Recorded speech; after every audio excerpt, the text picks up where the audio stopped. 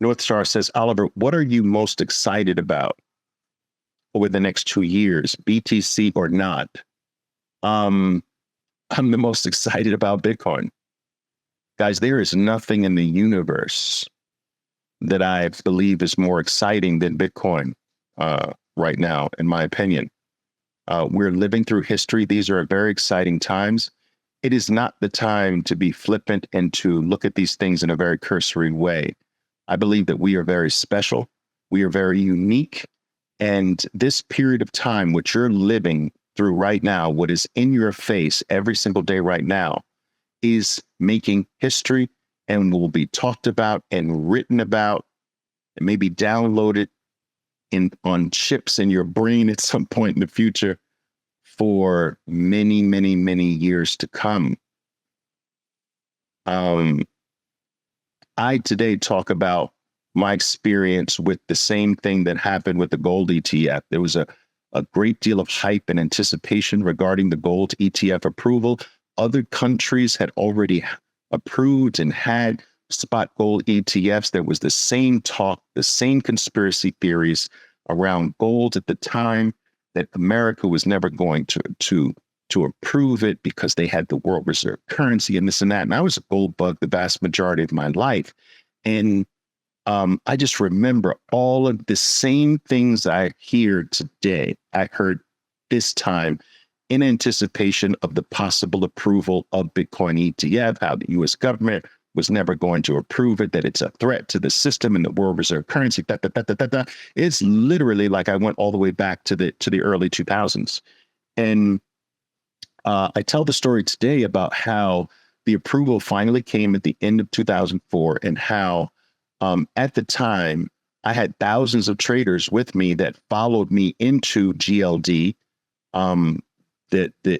That's that first USD United States-based spot gold ETF in January of 2005, and how we rode that for 8+ years with virtually only one small interruption during the crash of 2008.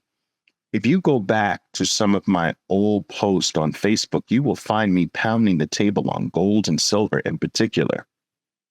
And we had an amazing 8-year run, but I tell the story to people, and some of my traders are still with me from that period, where we piled in 2005 and continued to accumulate, understanding that it would take several months before this starts to have a material impact on the underlying asset. You see, we knew that you don't expect the underlying asset to have an initial reaction upon an approval. That's ridiculous. How?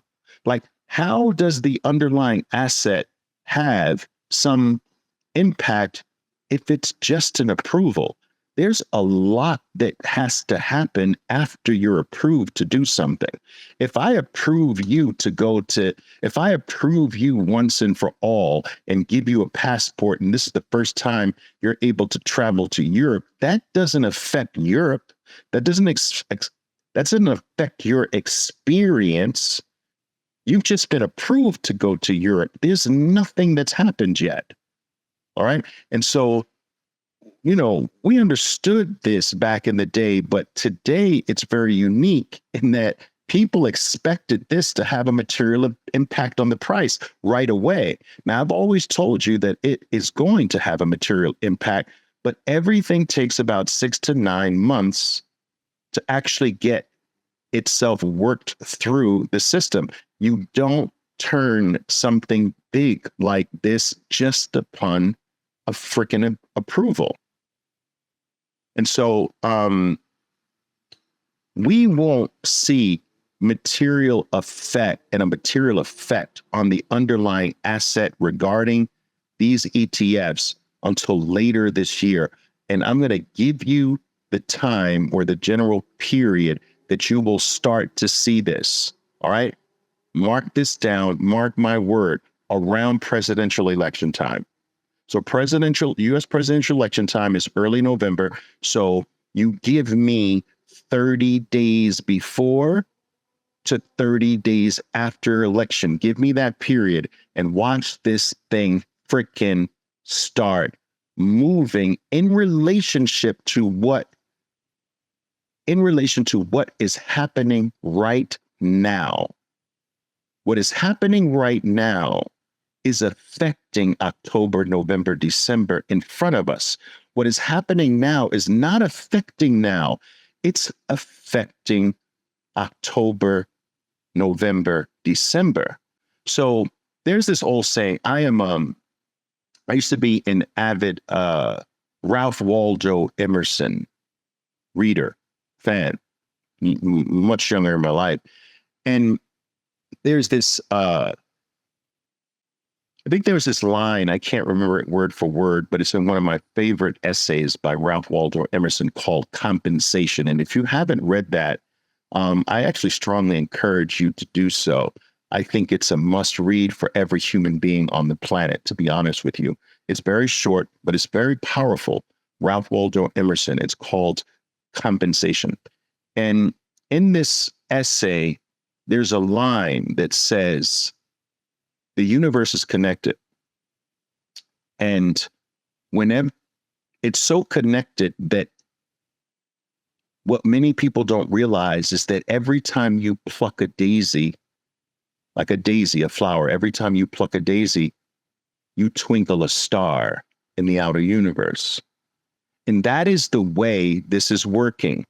The daisies are being plucked right now by the Black Rocks, by the Fidelities, by the Bitwises. The daisies are being plucked right now. There's a delayed effect that you will ultimately see far in the sky, and it's bigger than the actual plucking of the daisy. You're actually going to ultimately twinkle a star. Do you know how much more enormous a star is than a daisy out in the outer universe? You'll have to look up and see it in all of its glory. And you can affect a massive star by plucking a daisy right now. And what's happening right now is that these ETFs are plucking daisies. And we're going to look up into the sky October, November, December of this year, and we're going to be like, oh my goodness, look at all of these stars twinkling. Hold me to it. Mark my word. Write this down. Save this live session. Because I want to be able to tell you, I told you so. Now, I want you to understand, I've mentioned this to you many times. I'm not above telling you I told you so. I will do it. I'm going to tell you I told you so. I'm never going to shut up about it. You are going to get tired of me saying, I told you so. You know why? Because I'm petty like that. That's just me. I'm petty.